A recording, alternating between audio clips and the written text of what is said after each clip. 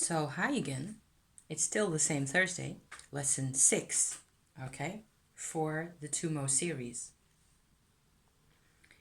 Um, so instead of going the Shakti meets the Dantian, I want to, you know, shunt in there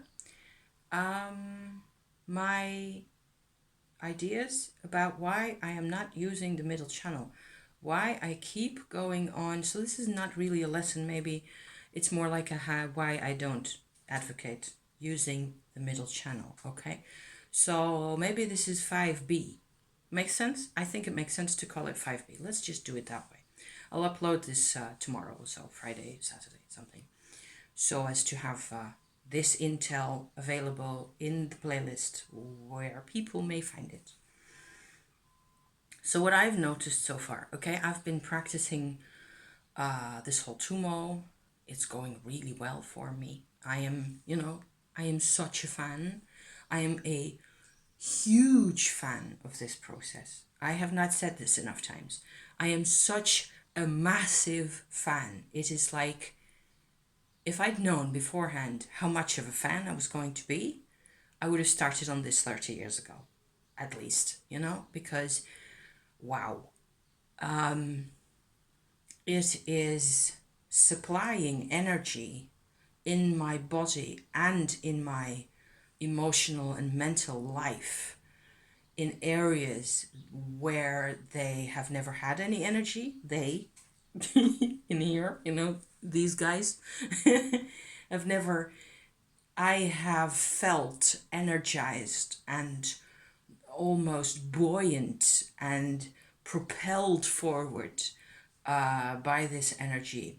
Two levels of exhaustion, which I hadn't known beforehand either, because that's what happens if you're fired up and enthusiastic and you've got plans and projects and things, and you're just, barreling on ahead.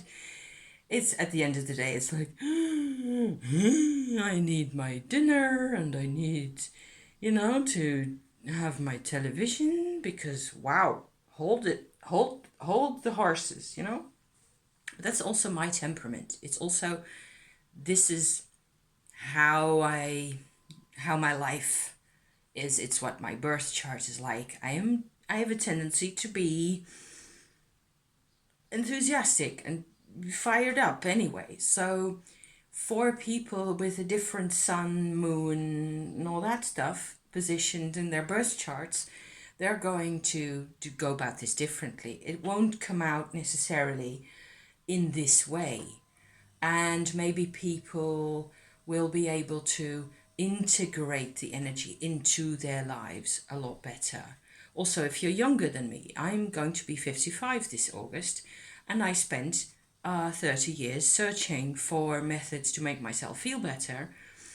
And gosh, if only I'd known, I have had all those decades to accumulate resistance in my body to things. And so I needed to do a humongous amount of detoxing, and I needed also a lot of time to adapt to the change in vibrations and all that stuff. So this is actually linking to my middle channel story here, because everybody who is into this type of yoga is an Indian term, okay? Everybody who's into Chinese martial arts or health sports like Qigong, they will know about the middle channel. In India, I haven't really heard people talk about the middle channel that much. You hear about chakras and about those patterns with the chakras in them, right? And they don't really point them out to you in your body. So this is, like XYZ, that's exactly where your whatever chakra is. It's always those same stylized and I believe really old, culturally accepted traditional images of the chakras. So I, being, the free spirit that I like to think I am, I don't take anything for granted. I just work with what I've got here. and I'm trying to map all this stuff out. I have made a few charts for myself where I try to draw a part of my body, or, you know, the spine and the attendant energetic vibrational parts in there that the Tummo has to engage with. I will show those to you as well at some point. What I've noticed. So this middle channel is familiar from Chinese medicine. Again, we're going to be saying this over and over, where there's a thing that comes from India and a thing that comes from China, back and forth, you know. And what sits right in the middle? The Himalayas, which are very high and very cold. And there, this whole Kundalini meets Dantian business just suddenly became a matter of survival, I think. So, yeah, there's more that can be said about this. The middle channel is when you imagine from the top of your head hanging down a thread with a little weight on it. So what's that called? A weight line or something? To what people use to just imagine the line in my cupboard here going down vertically, perfectly like that. This is the top of my skull, okay? And instead of that going into my shoulder like so, I'm going to go like this. This is my middle channel. Boom. It goes through the middle of me. That's why it's called the middle channel. Wow. So if I go around, stand like this, it's going to be like so. So it's not going to be in the middle of my spine. It's not my spinal cord. It is not on my surface of my skin either, where there's also lots of lines. There's also lines, energy lines, you know, at the back of your spine, on the outside, on your skin. Lots of lines, loads all over, you know, because the transport of energy and information up and down, that's what we're basically made of. So, yeah. So this middle channel, okay, it goes really through the geometrical center of you. If you have, say, this is me, I'm slightly, you know, because I'm old, I'm slightly tilted to a side and slightly, you know, out of whack and so on and so forth. Still, there's going to be some kind of a geometrical middle point, and that's more or less where you find your middle channel. So, by now, having done, what's today? June the 10th, yes.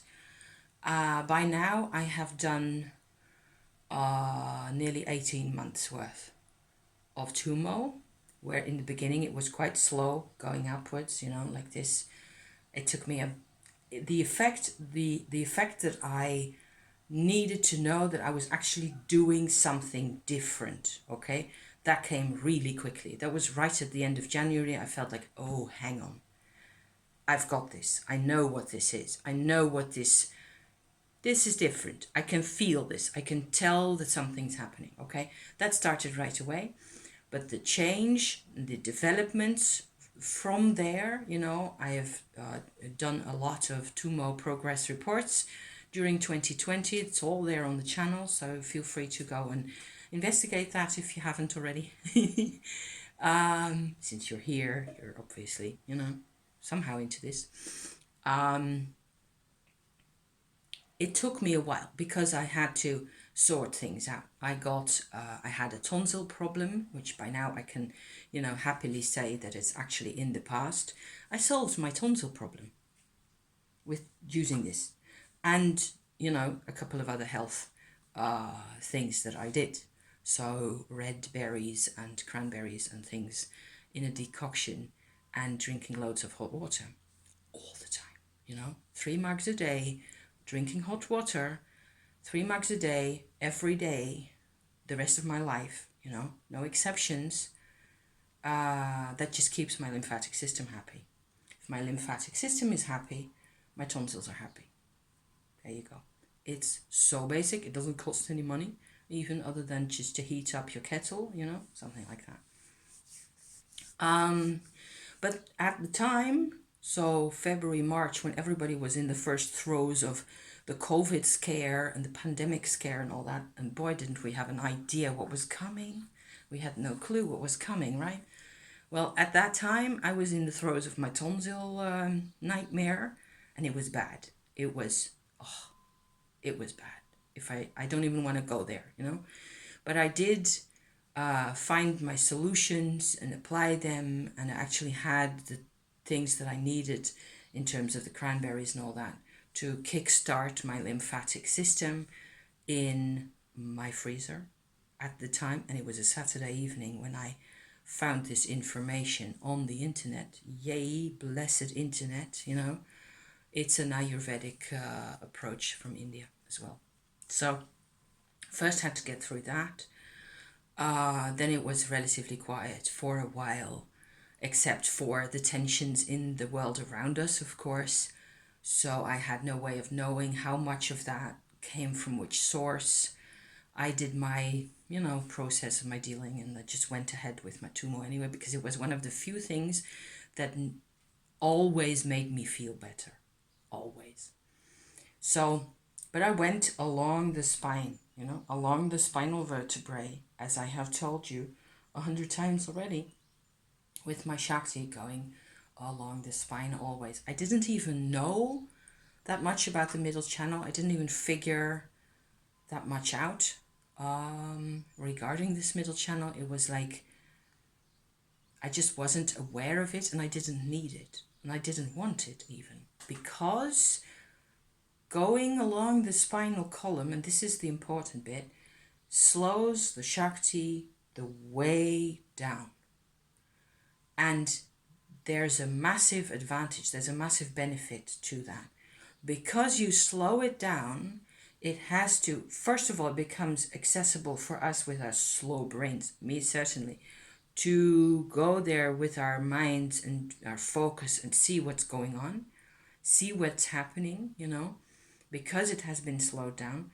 Also, you can sort of work together with the Shakti and your focus to help, problems in your lower back area, create warmth in areas where that's needed, especially in the lower back. There's lots of areas everywhere, tendons that attach muscles to bone and so on and so forth, that have accumulated tension and pain and stress for as long as we can remember. And so our bodies are made up of tension. Our bodies are made up of resistance, which isn't a bad thing necessarily, but you do want to be able to influence that. And having vitality means that you can let go of as much resistance and as much tension with the attendant, salt crystals and toxins and bad metals and all that stuff, as easily as possible, and just drain it out of your system and move on. Fast forward to 2021, I got into a whole new stress wave with all sorts of things from the outside also. I'm describing my process with the Tummo so far also, apparently. That's what I need to do. Okay. I ran into menopause issues, which weren't even that problematic at the point. I just had to figure out how to sort of shift my Tummo approach around slightly, and I have documented that for you guys as well. So by now, I'm in a sort of a relatively stable position until my hormones start, dancing their dance again, which will happen at some point or other.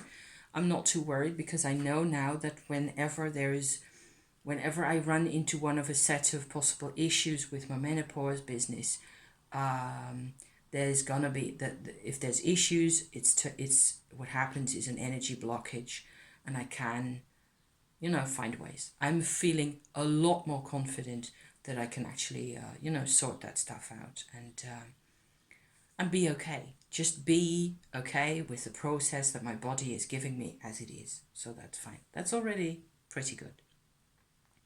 By now, after 18 months, okay, let's say 17 and a bit months of this, I am becoming more and more familiar with the middle channel myself. So everything's opened up. I have noticed a few times that when I wanted and needed Tummo energy, and I was feeling constricted and too tired often, from having done a gazillion things and or interacting with other people a lot and being really busy and my focus being like way the hell out there, practicing the middle channel Shakti into my body and then to the Dantian, same as always, instead of going along the backbone, you go like this, up like that. Works. It actually works really well for me, but it is like there is in the middle channel, in terms of Shakti energy, there is just no resistance there.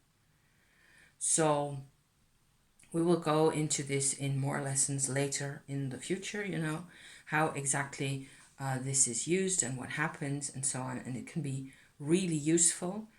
But at this point, and at the level of the teaching that I am doing right now, it seems, I want to recommend to everybody, if you're going to do this, follow the spine column, follow the vertebrae one after the other, because they will thank you for it. You need this to be with you, if you practice with the middle channel only, you have to have a cloistered life, even more than mine, There has to be very few triggers. You have to have a teaching that, like a religious framework, all those things, You need the Buddhas to help you. You need all sorts of metaphysical approaches, all sorts of... I am not doing any of this, okay? Occasionally I use elements that appeal to me because I like them, because I'm fond of them, okay? To supply me with some type of a frame for my energy work. But the Shakti Tummo process, as I promote it here, going along the spine like that, will benefit your body, because it is the medicine that your body was built with to begin with anyway, It's your energy and you are just learning to adapt to it a bit more. And as you do this, you, of course, you encounter things that are in your history that, you may have inherited from people or whatever else, in all sorts of ways. And that may cause you pain.